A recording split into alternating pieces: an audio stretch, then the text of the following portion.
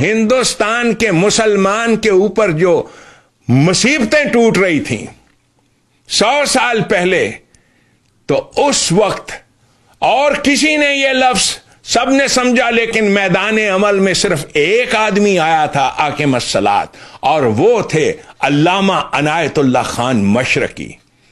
وہ سمجھتے تھے اس لفظ کو۔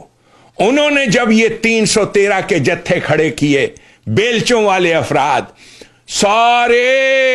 سارے مولوی صاحبان نے جو پوجا پاٹ میں مبتلا تھے، جنہیں شعور بھی نہیں تھا کہ ہمارے اوپر کون حکمران بیٹھا ہوا ہے، وہ آپس میں ایک دوسرے کا سر پھاڑ رہے تھے، دیوبندی بریلوی ایک دوسرے کے ساتھ لڑائیاں، فتوے، احساس ہی نہیں کہ ہمارے اوپر کوئی اور حکمران ہے۔ یہ جو آج بھی آپ کے ہاں صورتحال ہے، آپ کو احساس بھی نہیں ہے کہ آپ کی آرمی کا چیف امریکہ مقرر کرتا ہے، آپ آپس میں لڑ رہے ہو، تبصرے کر رہے ہو، یہ ہو گیا، وہ ہو گیا، فلاں بڑا ہو گیا، فلاں چھوٹا ہو گیا، فلاں کو اس نے نکال دیا، فلاں کو اس نے نکال دیا۔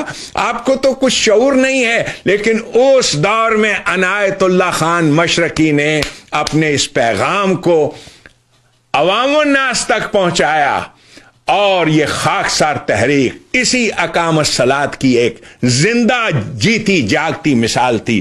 یہ سیکشن 144 میں آپ باہر نہیں نکل سکتے، اپنے ہاتھ میں ڈنڈا سوٹا نہیں رکھ سکتے۔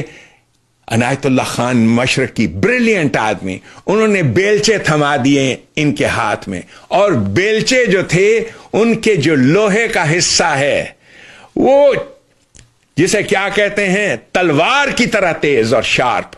اور جس وقت خاکسار اپنا بیلچا چلاتا تھا، لوگ پوچھتے ہیں یہ قیام پاکستان کی جنگ کس نے لڑی؟ قیام پاکستان کی جنگ تو ہائی جیک ہو کے رہ گئی۔ آپ کو تو پتہ ہی نہیں کہ یہ اس جنگ کیسا کیا ہوا۔ کیا عنایت اللہ خان مشرقی واز دا ون جس نے جنگ لڑی تھی اس قیام پاکستان کی، جو جنگ ہائی جیک ہو کے رہ گئی۔ لیکن یہ موضوع میرا نہیں ہے، میرا